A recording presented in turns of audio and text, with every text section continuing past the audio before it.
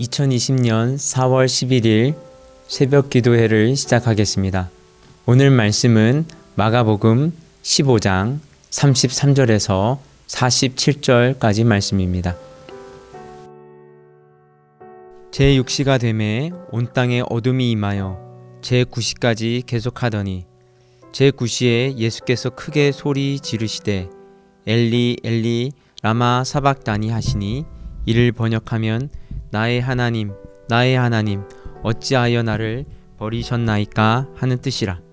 곁에 섰던 이들이 듣고 이르되 보라 엘리야를 부른다 하고 한 사람이 달려가서 해면에 신 포도주를 적시어 갈대에 꿰어 마시게 하고 이르되 가만두라 엘리야가 와서 그를 내려주나 보자 하더라.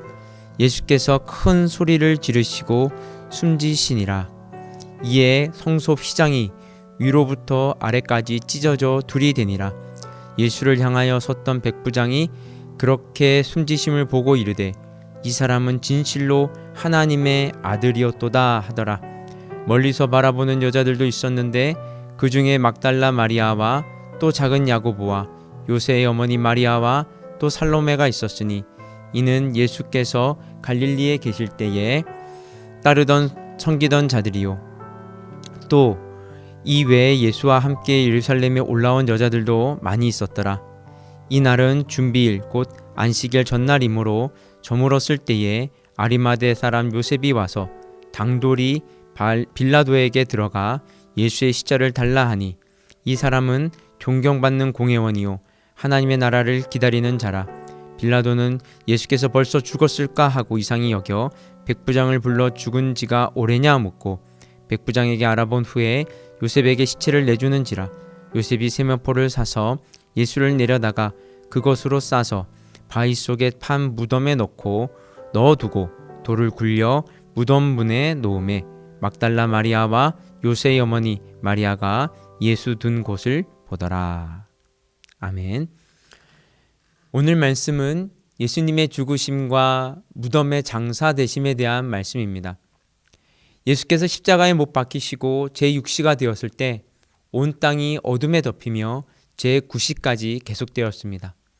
6시는 오늘의 시각으로는 낮 12시이고 9시는 오늘 오후 3시입니다. 그리고 제9시가 되었을 때 예수님은 큰 소리로 엘리 엘리 라마 사박다니 곧 나의 하나님 나의 하나님 어찌하여 나를 버리셨나이까 라고 부르짖으셨습니다. 예수님은 아버지 하나님께 마지막 절규를 하신 것입니다. 복음서를 종합해 보면 십자가에 못 박히신 예수님은 모두 7마디의 말씀을 하셨습니다. 우리는 이것을 그리스도의 가상칠언이라고 말합니다. 그리고 오늘 마가복음의 엘리 엘리 라마 사박다니는 4번째 말씀으로 예수님의 십자가 고난의 절정을 가장 잘 느끼게 해주는 말씀입니다. 마태복음 27장 46절에도 같은 말씀이 기록되어 있습니다. 그리고 이 부르짖음 후에 예수님은 숨을 거두셨습니다. 마태복음은 영혼이 떠나시니라 라고 기록하고 있습니다. 인생을 살면서 고난과 고통을 겪지 않는 사람은 없습니다. 정도의 차이가 있을지 몰라도 사람은 누구나 자기의 인생 속에서 고난과 고통을 겪습니다. 요람에서 무덤까지 편안함과 안전함 속에서만 살다 가는 사람은 한 사람도 없습니다. 큰 산이든 작은 산이든 큰 강이든 작은 강이든 산 넘어 산이요 강 건너 강인 것이 바로 인생입니다. 그리고 마침내 요단강을 건너는 것입니다. 그리고 그 고난과 고통으로 인해 절망하고 탄식하고 슬픔과 두려움을 느끼며 절규하기도 하는 것입니다. 인생은 결코 낭만적이지도 않고 환상적이지도 않습니다. 상실과 실패와 갈등과 충돌로 인해 상처와 눈물 속에서 사는 것이 인생입니다. 예수님은 십자가에서 절규할 수밖에 없는 고통을 당하셨습니다. 예수님은 공연하듯 초연하게 엘리 엘리 라마 사박다니라고 부르짖으신 것이 아닙니다. 생의 마지막 순간에 피눈물을 쏟으시며 절규하신 것입니다. 그러기에 우리는 이 말씀에 대한 깊은 묵상 가운데 예수님의 극단의 처절함을 느껴볼 필요가 있고 2000년이란 시간의 거리를 뛰어넘어 어둠 내린 그 공포와 비웃음의 현장에 있는 자신을 볼 필요가 있습니다. 왜냐하면 그것이 우리가 말씀의 현장 속으로 들어가는 또 하나의 필요한 방법이며 지혜이기 때문입니다. 아버지 하나님께서 그 한순간 아들 예수님을 버리신 것은 아들을 버려 우리를 얻기 위함이셨기 때문입니다. 아버지 하나님이 그 한순간 아들에게서 고개를 돌리신 것은 아들을 외면해 우리를 만나기 위함이셨기 때문입니다. 그리고 아들의 완전한 희생이 있었기에 아들을 통해 우리가 하나님의 자녀가 된 것입니다. 우리는 그리스도의 십자가 희생으로 하나님께 용서받은 자들입니다. 그리스도의 십자가 희생이 있었기에 우리는 하나님께 받아들여졌으며 우리의 영혼과 존재가 치유되고 회복되었습니다. 그리스도의 희생이 있었기에 우리는 마침내 하나님의 아들로 인정을 받고 하나님 나라의 문턱을 넘을 수 있게 되었습니다. 이사야 선지자는 말씀합니다. 이사야서 53장 5절입니다. 그가 찔림은 우리의 허물 때문이요 그가 상함은 우리의 죄악 때문이라. 그가 징계를 받음으로 우리는 평화를 누리고 그가 채찍에 맞음으로 우리는 나음을 받았도다. 그러므로 우리가 진정으로 나를 위한 그리스도의 희생을 기억한다면 우리는 그리스도와 무관한 삶을 살 수 없습니다. 말씀과 무관한 삶을 살 수 없습니다. 이기적이며 세상적이며 정욕적이며 교만한 삶을 살 수 없습니다. 감사하지 않을 수 없고요. 겸손하지 않을 수 없고 희생적인 삶을 살 수밖에 없습니다. 그럼에도 우리의 실상은 이기적이고 세상적일 때가 더 많고 교만과 욕심과 정욕에 매여 살 때가 많습니다. 주님을 믿지만 주님을 따라 살지 않을 때가 더 많습니다. 그러기에 주님을 본받아 사는 것은 우리 일생의 숙제이며 반드시 실천해야 하는 믿음의 숙제입니다. 그러므로 날마다 주 안에서 사람의 진정한 가치와 의미는 무엇이고 영원한 가치와 의미가 무엇인지에 대한 깊은 성찰이 우리 안에 있어야 합니다. 왜냐하면 그것이 우리를 주님 안에서 온전한 그리스도인의 삶으로 이끌어주기 때문입니다. 오늘 본문 말씀 42절 이하는 장사 되신 예수님에 대한 말씀입니다.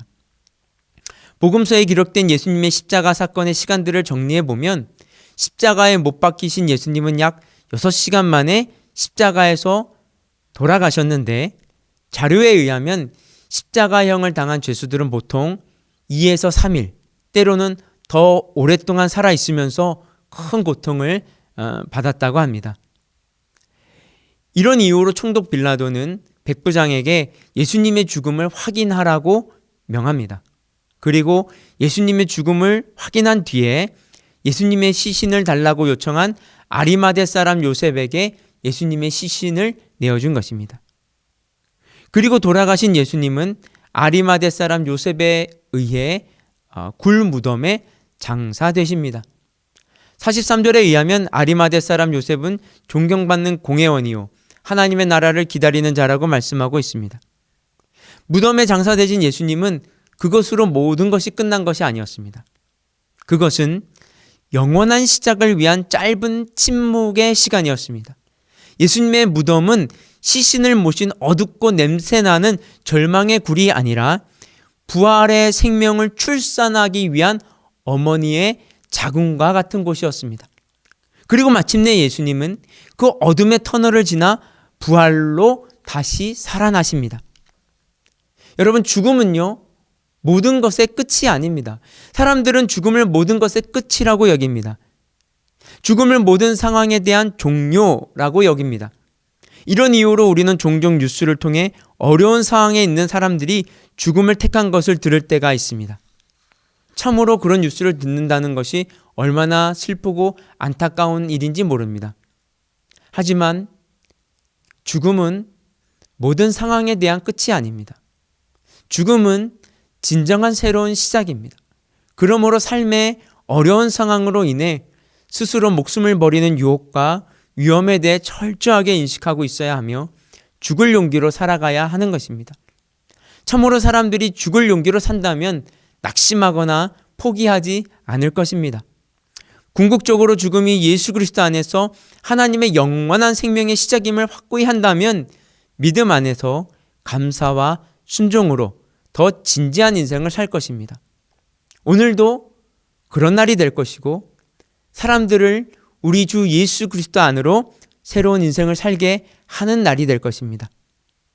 오늘 이 복음을 가진 자들이, 이것을 믿게 된 자들이 이 은혜와 축복을 누리게 되시기를 주님의 이름으로 축복합니다. 우리 함께 기도하겠습니다. 우리가 이제 이렇게 기도하며 나갔으면 좋겠어요. 하나님 아버지, 우리 위한 주의 고난과 그 죽으심을 날마다 감사와 겸손으로 기억하게 하여 주시옵소서. 주님의 십자가 고난과 죽으심으로 우리가 용서를 받고 나았음을 잊고 약속의 사람 되었음을 잊지 않게 하여 주시옵소서. 죽음의 시대에 성도의 사명을 다하는 자 되게 하여 주시옵소서. 우리 함께 기도하며 나아가겠습니다. 오 하나님 아버지, 하나님 아버지, 주님께서 우리를 위해 고통받으셨음을, 우리를 위해 날마다 고통당하셨고 그 십자가에 달리셨음을 기억하게 하여 주시옵소서. 주님의 십자가 그 고난으로, 그 죽으심으로 우리가 비로소 용서함을 받았고 나음을 입었고 하나님의 백성이 되었음을 잊지 않게 하여 주시옵소서. 죽음의 시대에 성도의 사명을 다함으로 사람을 살리는 자들로서 살아갈 수 있도록 주님 축복하여 주시옵소서.